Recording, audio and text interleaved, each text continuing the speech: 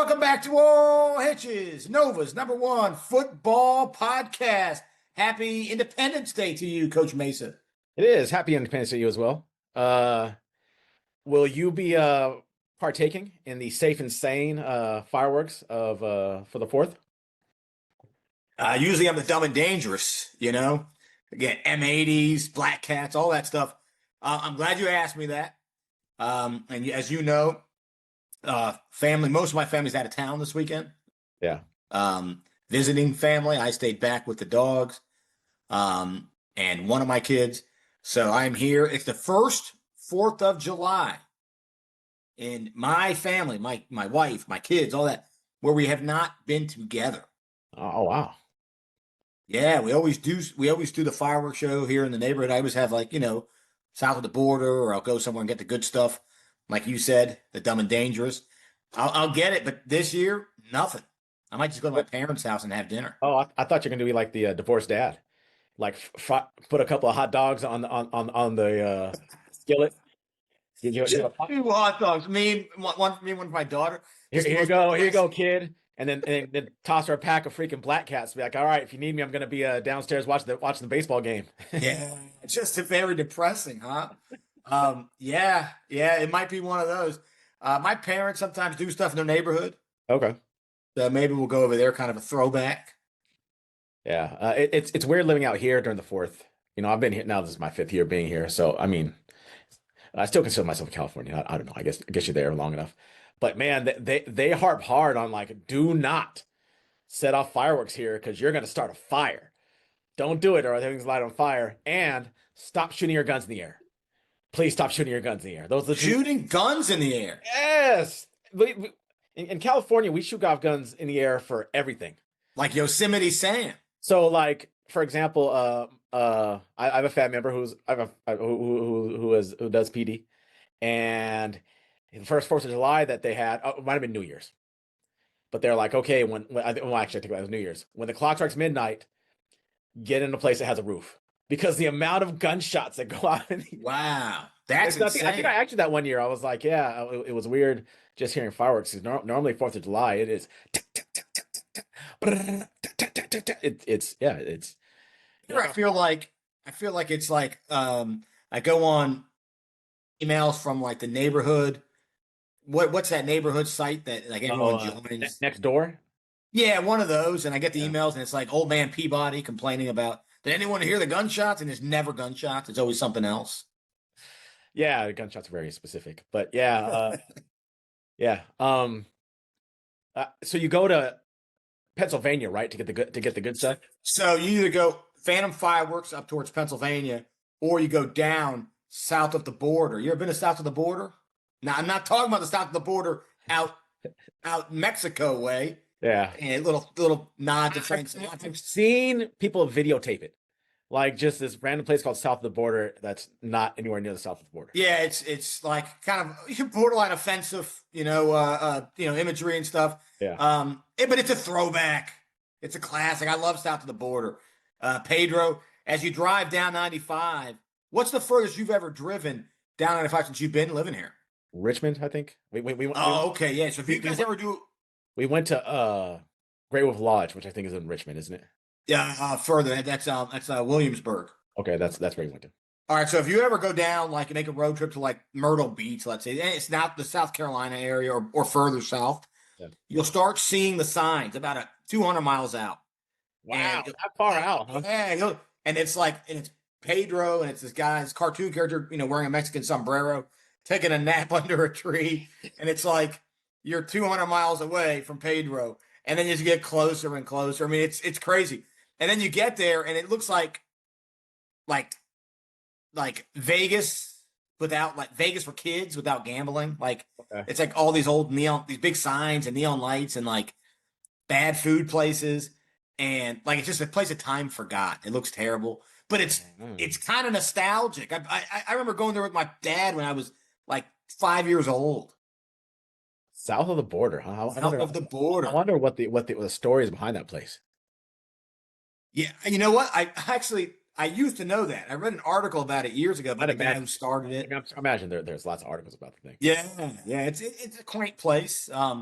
But yeah, you get the good stuff there. So you either go down there. That's further. Phantom Fireworks, obviously, Pennsylvania border, a lot easier to get to, and that's where I've gone the last couple times. I'm mad at myself though.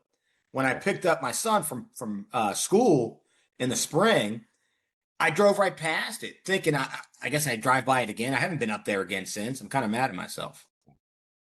Yeah, I mean, sounds pretty cool. The other place you can get fireworks, so I lived in New Mexico. Well, actually, I lived in when I was a kid. I lived there with my mom, and then I went back as an adult for a little while. And the Indian reservations, the other places. No. And New Mexico's one of the places that not sell the illegal fireworks because of the fire danger. But if you go on the Indian reservations, you can buy those there as well. You can buy those there. Okay, yeah. I got a question for you since we're on the theme of 4th of July and all that kind of stuff. What's your favorite? And it's probably not a lot. But what's your favorite 4th of July scene in a movie? What's a July scene? It probably wouldn't be. The one that jumps to my mind is the Sandlot. Yeah. Yeah, that's the one that jumps into my mind. That's the one I can think off the top. I can't think of any at the top of my head either. I was curious what you were going to say. If there's a list of them, that's number one. Yeah, but that movie's a cult classic. I mean, it's a cult classic too, right? I imagine It's just a classic at this point. But okay, so I love that version of the song. oh The the Ray Charles America. Yeah, it's unbelievable. And just that scene, right? It's just I love that scene, love the song. Is there anything more American than kids playing baseball under the 4th of July? No, absolutely not. Makes you want to go fight the Russians. It really does. So Red Dawn. I made a playlist years ago on vacation, 4th of July, with some like the all time, like the bangers, man, the good stuff, right? I had the Ray Charles song on there. Yeah. I had Real American, the Hulk Hogan theme song. Oh, Is that Rick Derringer? I don't know what that is. You're going a little. You're getting a little. I had that song on there. I mean, who doesn't love, Real American? I mean, every time you were a kid, you heard that come on, you knew the Hulkster was coming out. That's right. Who came out to that song before Hogan? I don't know. That's a great trivia question, and it's 100% fact. Who? Barry Windham and Mike Rotundo when they were Really? Yes, when they were tag team champions, they came out to that song first. Really? Yes, they did. You can look that up.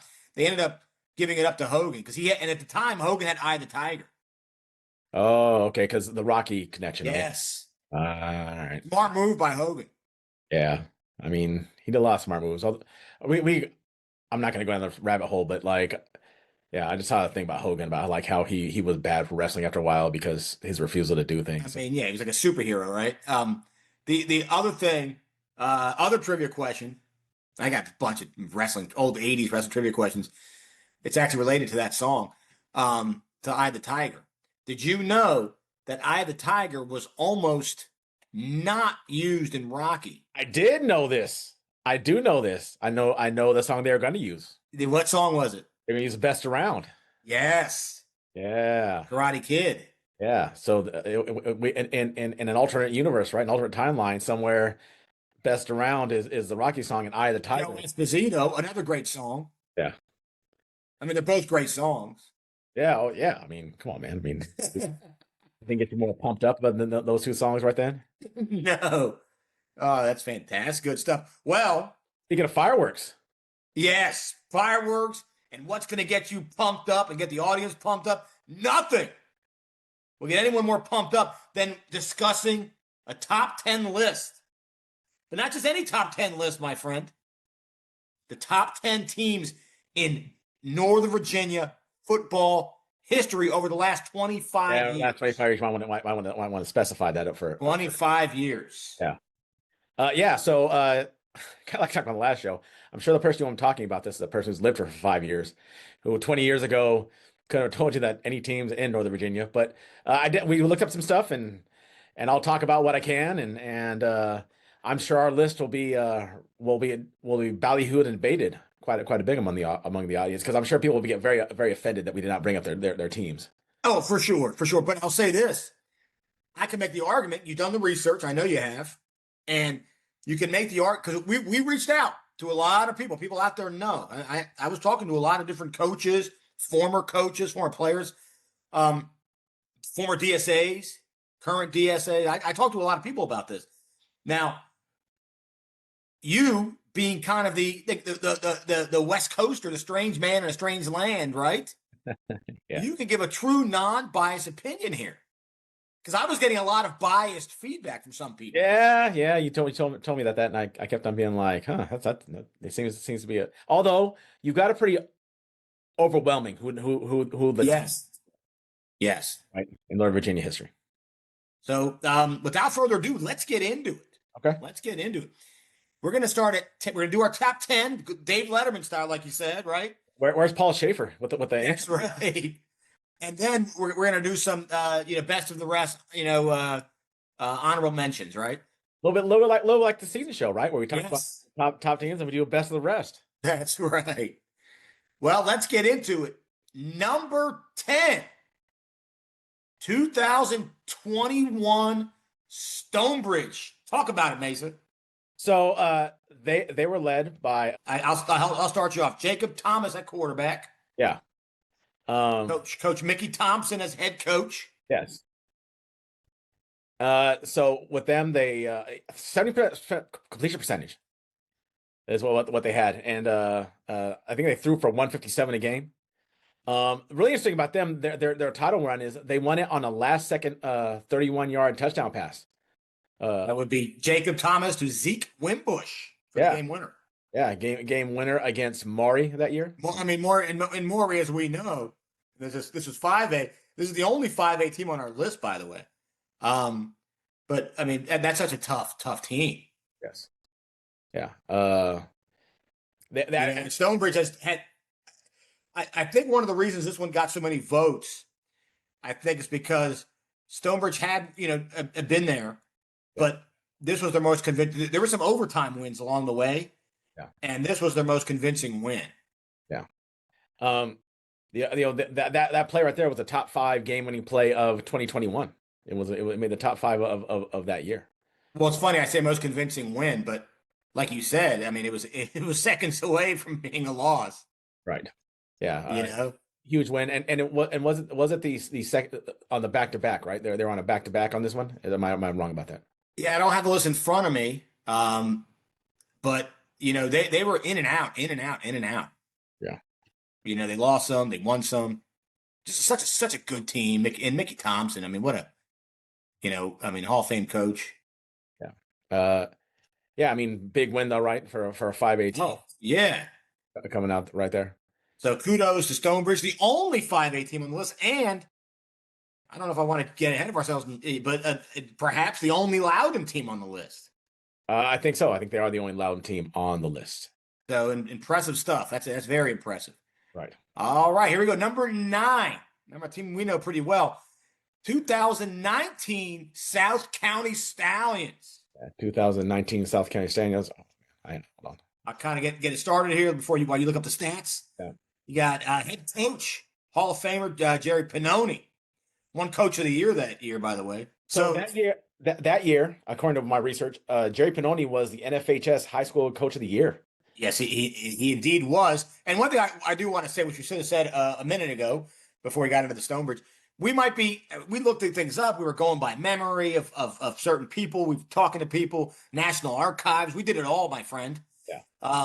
But we're hoping that that everything's accurate. There might be some errors in here. If there are, please excuse our errors and feel free to correct. Yeah, absolutely. Feel free to correct any errors. But that is correct. He was Coach of the Year that year. They won 14-13 over Oscar Smith in a nail biter. Right. They were led by Matthew Drzersky, yeah. QB who went on to CNU and had a really good career at CNU. Yeah. No, he actually as a college player he averaged 275 yards a game. Yeah, he was a stud, man. Yeah. And if I'm not mistaken, they end up shutting out Oscar Smith in the second half. They were down, I believe, 13-0 at the half. You got the box score there. That's impressive. Got Zion Dane, son of Ron Dane, right? At running back. Oh, I remember you guys talking about it. Said he's pretty good. Because you moved up here the year after that, right? I moved up here a year after that. Yeah.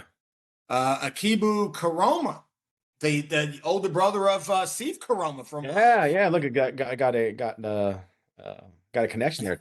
Yeah. To That's South County royalty, buddy. yeah, He was their stud linebacker that year. So that team was loaded, man. That's a good team. And anytime a team from up here, wins the title and beats a team from down there, that needs to be celebrated. right. Especially in modern times. Right. Yeah. Right? When you're seeing, transfers and you're seeing all that kind of stuff, and that people kind of spread out a little bit. That's definitely and as sophomores, those guys went 4-7. Yeah. They in 2 years went from 4-7 to an undefeated season, which is impressive, right? Yeah, before that they lost. Year, but 2 years earlier they were a sub 500 team. Yes, they were. That was Coach Bononi working his magic. Now, the year before this year, they won the state title. They lost in the region semis to one W.T. Woodson, led by Coach Van Acker. Led by Coach Van Acker, yeah. I mean, and he beat them twice that year. His team, which is yeah, but it kind of shows the growth over that time, right? And, and it's the way a team should grow, right? I mean, you grow. I mean, some teams are out there are loaded. Yep. To stick with the plan, right? Going from 4-7 to 7-5, I think the next year, and then is pretty impressive. That's it, man. Impressive. Yeah. All right. So that was number 9, South County of 2019. Number 8, 2010 Battlefield. So this team ended up ranked number 57 in nationally. Wow, that's impressive. Yeah. It's a good team. Mark Cox that year was the Washington Post All-Met Coach of the Year that year as well. Yeah, Coach Cox, Battlefield at their best, beating Hermitage 26-7. Yeah, I mean that's a 3-score win right there. I mean that's and a championship game because the team you're facing across from you is not going to be a weak team, right? And to be able to beat them pretty convincingly is pretty impressive. Also. It was the first ever team sport championship in Battlefield's history. Yeah, it was indeed. And look where I know they haven't won a title since then, but look at that area since then, right? It's completely blown up. And I'll tell you this: if they didn't have 2 more schools in that little area right there with Gainesville and Patriot, how many more titles would Battlefield have? Oh, I mean, yeah, if one, right? Even if Gainesville doesn't come into play. I mean, holy smokes! Because I believe that was for the most part, it was a Battlefield area, right? Yes. So that's impressive stuff. Ryan Swingle at quarterback, Andrew Smith at receiver in that game for the 2010 Battlefield squad. I think they were undefeated in Cedar Run district play. I mean, it's a good team, man. It's a good team, and it was tough. I mean. You start looking at these and the votes coming in, and some of these teams are hard to differentiate between. They're such solid teams. Although I will say this in defense of especially mine, because what do I know about these teams from back then? It kind of goes to also the lack of high school coverage. I mean, we're talking about the last 25 years, and it's hard to find articles, which is wild. These teams won a state championship, and just trying to find a couple of teams really difficult. You're so right. Which is partly why we started the show. Absolutely. Right? Because there's no information out there. And luckily there's guys like us to go beat down the doors of the National Archives during vacation week, during a Red Week. Were we even allowed to do that? I don't even think we're allowed to talk about football during the Red Week, are we? Yeah, I feel like Nick Cage and National Treasure trying to find stuff on these teams is trying to solve a enigma and a puzzle and a riddle. All right. Well, be that way. But. Number 7. Here we go, buddy. Now we're getting the nitty gritty here. Number 7, 2007 Westfield, buddy. Yeah. So they're Verbanek was the head coach there at the time. Now Mike Lennon was also the quarterback at that time. I mean, obviously you have an NFL quarterback, you're probably going to do pretty well as well. And he was drafted, right? Am I wrong? Yeah. Now was that the There was 2 Glennons. You had Mike Glennon, and then you had Mike Glennon was the one that got drafted, right? Because then he had a brother Sean Glennon. According to our research, it's Mike Glennon at 2007. Yeah, Mike Glennon was the 07 quarterback. Now they were also 42 in the nation. that's just a teaser that we're going to see. Yeah. We're going to see another Westfield team again on this list. Is what I'm saying. The Glennon thing is a teaser for a future team. But this 07 team had Mike Glennon at quarterback. That you are correct, sir. Uh, again, ranked 42nd in the nation. They held points under 15 points a game. No, I mean they beat Oscar Smith. They beat Oscar Smith soundly. They beat Oscar Smith. What was the final in that game? No, it was a relatively close game. It was a 24-21 game. Oh, okay. Okay. But I mean that's a solid win. Mike Glenn, NFL quarterback. First of all, those don't grow on trees, buddy.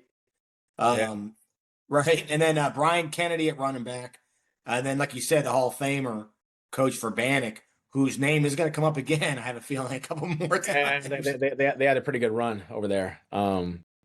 But again, you have that kind of talent over there. I mean, that's pretty and go 15-0. Right. Now, one thing you could say in a way, and still kind of happening, I guess, to a certain extent. You know, we're talking about Battlefield, right? And I mean, in that area, right? I mean, Westfield kind of sort of its own version of that. Such a big school, such a big population. I mean, so much talent came through there and still comes through there now. Right. No, I mean that was the dominance of Westfield from that era, right? Oh yeah, for sure. And so let's get to it because we're not done. They're not done. Number 6, 2017 Westfield. We weren't done yet.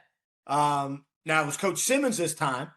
It was Coach Simmons, 2017, and these were these teams. This was the Noah Kim, the Eugene Asante, beating Oscar Smith again. Talk about two dominant programs. I think they beat Oscar Smith 3 years in a row, don't they? Don't they see them 3 years in a row? And they beat them all. I know they beat them that year. And by the way, the 17 team is the three-peat. That's the third. That's the third of the 3 in a row. That's the third of the 3 in a row. Yes, you're right. 35, and they might have done a fourth, and we'll get into that in a little while. They might have done a fourth. Noah Kim was hurt in a very narrow loss a year later. Yeah. To Freedom. Yeah, but that 17 team. At the starter, he was 41-2. Oh, he was unbelievable. Yeah, unbelievable. I mean, Hall of Famer. He's a NoVA Hall of Famer. Yeah, with 67 over 6,700 yards passing and 87 touchdowns. Yep, and then you got Eugene Asante, NFL linebacker. Yeah. Yeah. No. It was a third title in there. They were number 10 in the DC metro area. I'm surprised they were 10. Yeah. That team was so good. Well, buddy, this is what everyone talks about. Top 5. This is the top 5 now, pal. This is not for the weak-hearted here. Right. Okay. Now we're getting to the nitty-gritty. And now's when controversy starts. When you talk about top 5. Because you say the wrong team in the top 5, top 3, people start getting upset. All right? And I don't really mean that. No one should get upset over this, but it is fun to hype it up. Number 5, 2023 Freedom Woodbridge, my friend. So Tristan Evans sets the all-time passing record. They have over 10. Let me see if I can find. Yeah, I mean, you got a quarterback who sets the all-time pass record of Virginia history. You got a running back who goes on to play at Tech. You got a DB that goes on to play at Clemson. Another Hall of Famer and D.O. as their head coach. Beat a Highland Springs. This was only a couple years ago, so I can actually remember this. Highland Springs, they were so loaded that year. Yeah, that team, they scored 58 points a game and gave up less than 10 points a game on average. That is insane. So their average score is 58 to I think it's 9.9. So we'll say 10. We'll just say ranked 38 nationally. 38 nationally. Jeff Overton over 167 yards rushing a game and over 29 total touchdowns. I mean, and they have right, and we're not even talking about the receiver who ends up going on to Clemson, right? With Juju Preston, right? I mean, so good, and other guys too. I mean, that team was so loaded, and to beat that Highland Springs team, that was a good game, by the way. Yes, and the year before when they won the championship, Tristan Evans Trujillo ended up throwing 61 total touchdowns. He ended up setting the state record for total touchdowns in Jeez. yeah. Yeah, that wasn't, and you're right. It's worth noting that was the second, and they're back to back. That was their second one. I remember people talking, because I was here for this. I remember people saying that Highland Springs game, Freedom was in control almost the whole game, and then Highland Springs started making a comeback. But They did. It felt like they were getting dominated. I mean, where it got a lot closer than what it should have been at the very end. And that Highland Springs team was very, very, very. I mean, they were back in the semifinal this year, right?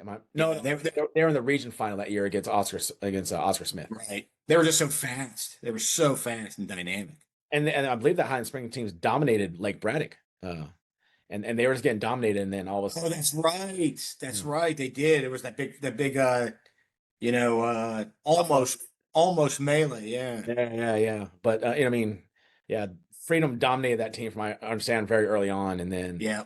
maybe I mean, when you dominate so many teams like that, maybe the foot got off the gas a little bit. They kind of let down their guard. Thought we're gonna coast into a championship. But yeah, I mean, they were so dominant all year. I mean, Right. I believe this team was leading DeMatha. They're DeMatha, right? That's right. That's why they scrimmaged them that year. No, They were winning, and it got stormed out. Yeah, it got lightning, and they decided just to cancel the game. But I believe they were up 21. Yeah, I think you're correct on that. So impressive team. That's why they make the top 5. All right, number 4. We're going way back. We're almost going as far back as you can go if you're doing a top 25 in 25 years or top 10 in 25 years. Number 4, 2001, Robinson Rams. I mean, just when you beat a team 40-7 in the state championship game, I mean, I don't know how much more you can. That was one of these teams that people mentioned a lot. Yeah. Well, some of the old timers now, right? Some of the people who've been around the block, but they mentioned them a lot. 7.2 points a game on average. They were giving up barely a touchdown a game on average.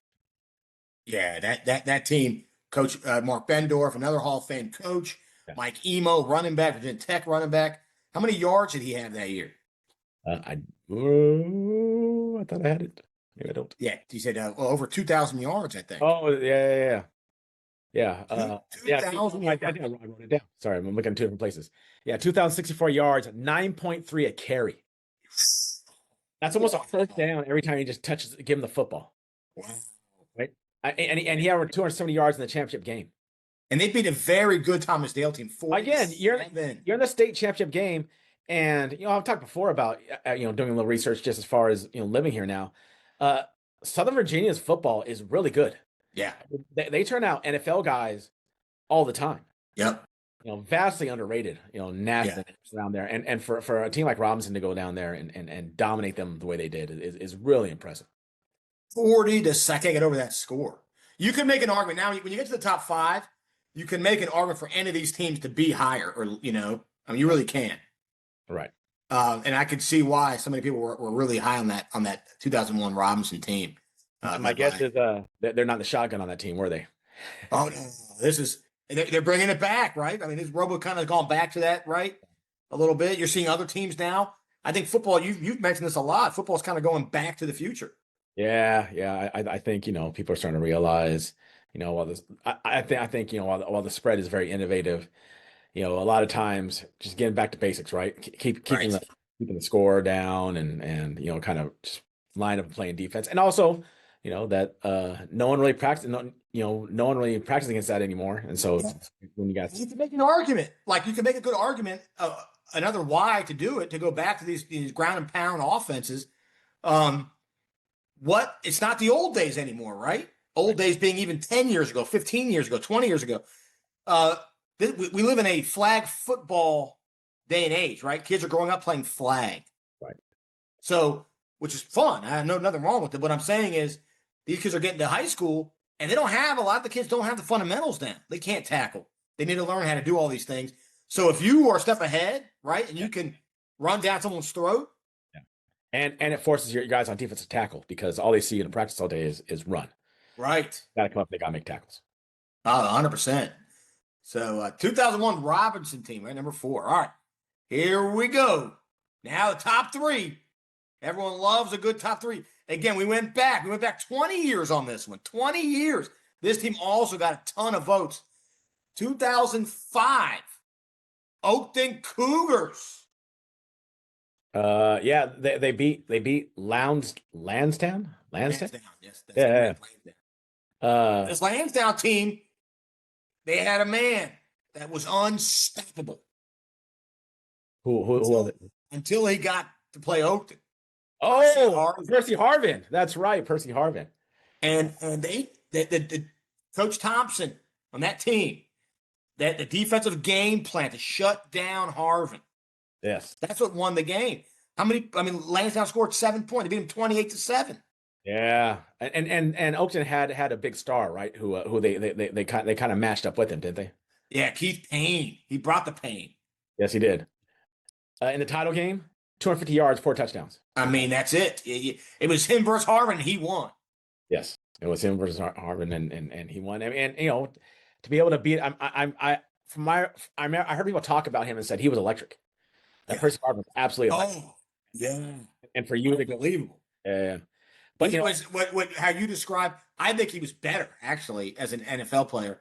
But he was what I've heard you describe Deshaun Jackson in high school. Yeah. But I think Harvin was better. Harvin, because Harvin was almost built like a running back. Oh yeah. Harvin's problem was, if you look at Harvin's career, he had those migraines, and he was, and he ended up retiring early. Yeah. They held Lansdowne to 24 yards in 24 rushing yards, and not 24 yards, but in the game. 24. The defensive game plan, the genius. I think Brent Newell, the great Brent Newell, was involved in that game plan. And who was the head coach of that Oakton team again? Coach Thompson. Oakton, that was their only state title. I mean, and what a state title that was. I mean, just to win that, to beat probably one of the best, most dynamic players to come out of the state of Virginia in the last 30, 40 years. Well, I mean, you guys in Percy Harvin. You didn't have Michael Vick and AI. I said one of them. I didn't say the. One of them. And he was that good in high school. He was that good. Yeah. All right. So, I mean, again, top 3 team, Oakton, Camp 05. Awesome team. Here we go. Top 2, Mesa, top 2. And it was tough. It was tough. Everybody wanted a piece of it. Coming in at number 2, 2013 Centerville. Yeah. So they beat Oscar Smith 36-6 and held them to 88 yards. And it's championship game. Oscar Smith, we know, has a ton of talent. I'd imagine they were not a bunch of chumps. Yeah, they're good. They're good. Ranked 14th nationally, and we're at the top of the Washington Post at the end of the season. 14th in the nation. Yes. They're 15-0. They're undefeated. And they're averaging 35 points a game. Wow. I mean, I almost don't know how we're going to top that. I mean, you look at Coach Haddock, maybe the best team he's ever had here. I mean, 36-6, 88. I mean, you're right. I mean, AJ Turner at running back, Scott, who ended up, I think South Carolina, Scott Walter at quarterback. I don't know how you top this. Yeah. And the amount of votes that we got for 13 AJ Turner, 16, almost 1,700 yards, with 3 yards short of 1,700, 32 touchdowns. Wow. I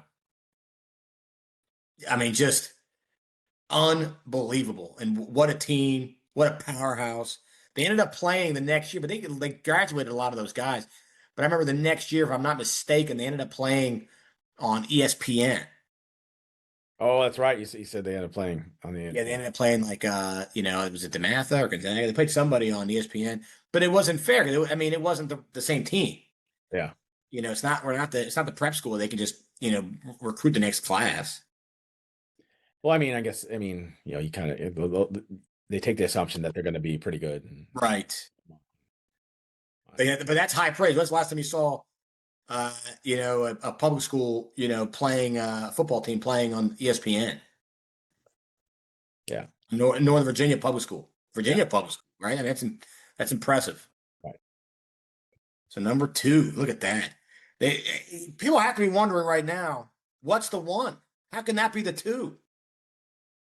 Well, 10 years earlier, my friend, 2003 Westfield.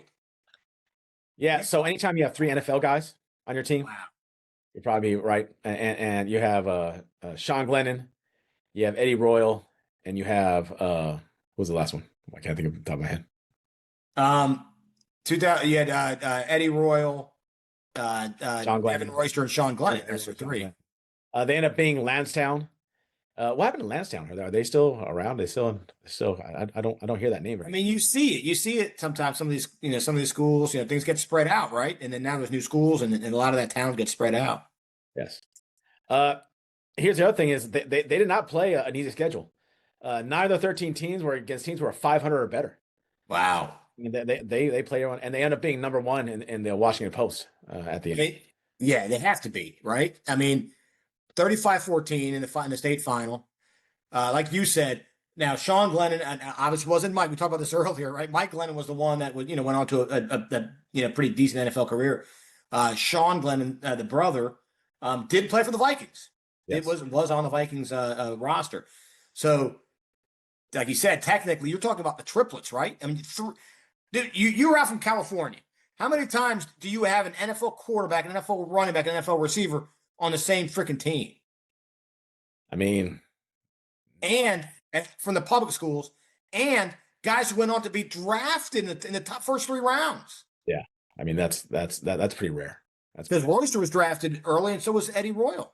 Yeah, that's pretty rarefied air for sure. Yeah. So and I mean Westfield, unbelievable, and Coach Verbanek, talk about Hall of Fame. Yeah.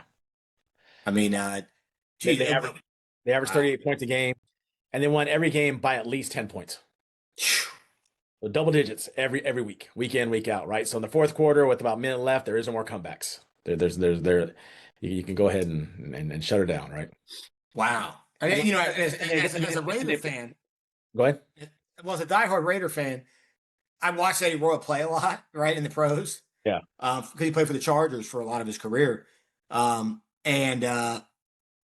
Chargers? I'm having a brain fart. Broncos. Well, I know. I think he played for the Broncos. Yeah. Knew it was an AFC West team. He might have played for both, but either way, I remember we'd punt the ball to him, or watching him on a punt return, or watching him catch the ball in a quick screen. He was dynamic in the NFL. Oh, you're right. He was drafted by the Broncos. That's what I remember. And then did he play for both? Then he played for the Chargers, and then he played. Look at that! I still got it. But I mean, he was amazing with the ball in his hands, even at that level. Right. And then Evan Royster, the all-time leading rusher at Penn State. I think he still is. Even I don't think Barkley surpassed him. Did Barkley leave early? Maybe. Probably, yeah, probably. Just unbelievable talent. My God, Westfield, Verbanek, and Verbanek giving him his roses. I mean, the guy did all those things with those Westfield teams. Verbanek ended up going to Flint Hill not too long after that, and won the one of the private school state titles over at Flint Hill. Oh, really? I mean, beat Benedictine and a bunch of those schools that are really normally really good. And Flint Hill, and we think they could be good this year. Yeah. But historically, Flint Hill didn't have they were a historical basketball program, not a football program. But you always wonder too if when the really good public school head coach ends up going to a private school, how they're going to do their recruiting wise and other stuff. It sounds like he had a plan, right? Yeah, man. That team, that Flint Hill team, was loaded too. I actually got one vote for that team. You did get a vote. I got one vote for them. They had Miles Thompson, the quarterback. Yeah. They had a couple. They had at least 4, 5, 6 Division I players on that roster. They were loaded. So yeah, man. So an impressive list. The top 10 list is in. Look forward to hearing the feedback there, buddy. Look forward to hearing some feedback. Hopefully not too controversial. You want to talk about the best of the rest? Let's get into the best of the rest. We love a good best of the rest. Yeah. So I think first and foremost, we did get a vote or two for this 2006 Osborne squad. Give them the love, man. Yeah, 42-0 over Chantilly. Head coach is Steve Schultz. They co-players on the team: Derek Duke, Jerry Parch, and Brandon Hogan. I mean, Osborne, it's the first and only, right? In 6A where they were that dominant. Yeah. And, and hopefully they get back there again, right? The league is better when the Osborne's good, or that's the old saying with the Raiders. All right. Having a solid Osborne team stomping Chantilly. Look at that. Keep an eye on. We like Osborne. We've heard good things, so let's see what happens this year. All right, another one we got some votes for. You're going to hear a familiar name here. Yeah. 2002, C.D. Hilton. Yeah. They ended up being Oakland 6-0. One of their big signature wins. Big triple option team, my understanding. They ran their good old triple down there at. Well, who was the quarterback on that team? Who was the quarterback on that team? That'd be Jeff Overton. Jeff Overton, yeah. The senior, Jeff Overton Sr. with the ring. Yeah. They had the state title ring. Lead coach was Lou Sorrentino. Lou Sorrentino. And a really good linebacker, Jackie Watkins. Yeah. Jackie Watkins. Solid squad, man. Solid squad. 0-2 Hilton. And Hilton had some good teams back then. Yeah, I mean they were really competitive. They're really good. Not just competitive. They're really good for a while. They've fallen on some tough times, but hopefully they're able to turn things around over there. Yeah, that's another one. Them and Osborne, right? It'd be fun to see those teams, kind of dominate again. Yeah. All right, a couple, extra teams that did not win state titles. Yes. But that actually got some votes, and this one's going to seem like a very fresh for everybody.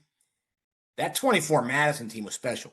Yeah, they should have won it, right? They should have won. Should have won. It was right there. It was right there. I mean, and against an Oscar Smith team that was not a slouch, right? Yes, that's probably the hands-on favorite to win. Oh, it is the favorite. It might be. They are the favorite coming in. And here's the other thing: is no one gave a shot, right? No, nobody gave that team a shot. But no, that team was centimeters away, right? From well coached by Coach Counts. Yeah. You had Tom Nicely. You had Ambrose, a terror at linebacker. One of the best defenses we've seen around here in a long time. Yeah. And kudos to that Westfield team. Almost beat them twice. Yeah. If they win the state championship, or do we rank them probably higher? They're ranked. They would have got even more votes. And you know who's on this list then? The Westfield team from 24 is on the list on the best of the rest list probably. They probably will be on the best of the rest team. Yeah. Right. Yeah. If they be the only team that probably would have been close to beating them, right? Would have been that Westfield. Yeah. How that is. Yeah.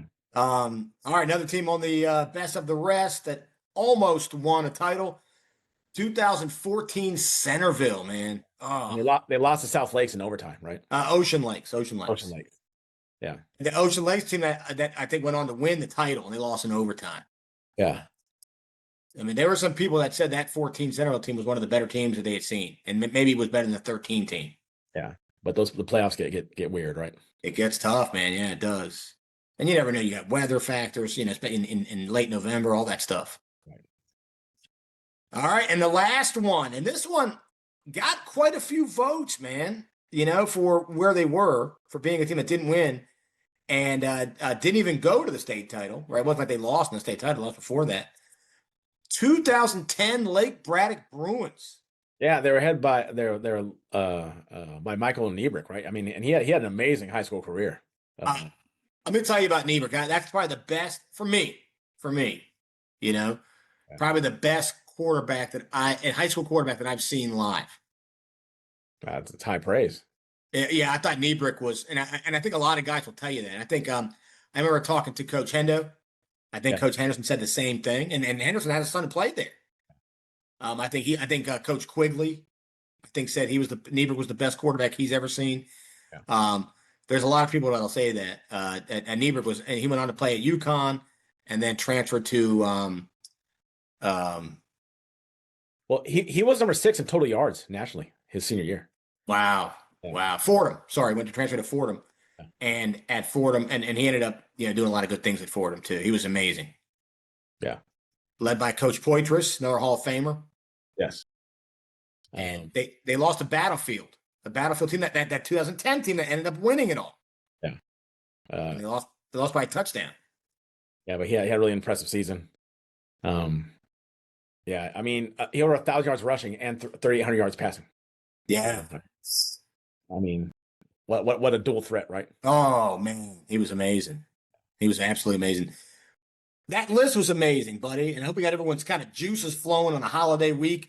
People are kind of kicked back on the couch. Maybe they're by the pool. Maybe they're lighting up some, M80s or some Black Cats. But hopefully people can kind of just listen to this show and kind of reminisce some of the glory days of NoVA football. And let us know who we missed, what we messed up on. What do I know? Yeah, Possible to find things. I can't believe how hard it is to find things about because we were like, okay, let's research it. God, I mean, golly, you would think we'd be able to, you think there'd be articles and right. all the other stuff, and nothing. Nothing. Luckily, yes. luckily they have us now. Yes, that's what we're here for. You have no idea. So, no, that's what we're here for.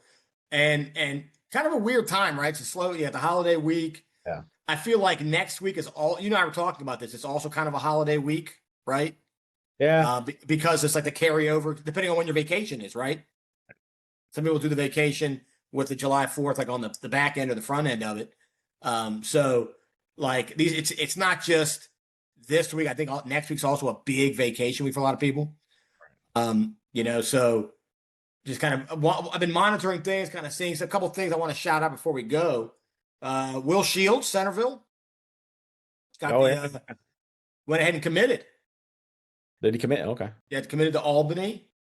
That's right. Yeah. Yeah, we talked about that. A couple that we hadn't really talked about on the show, I think, because again, some of these happened right after.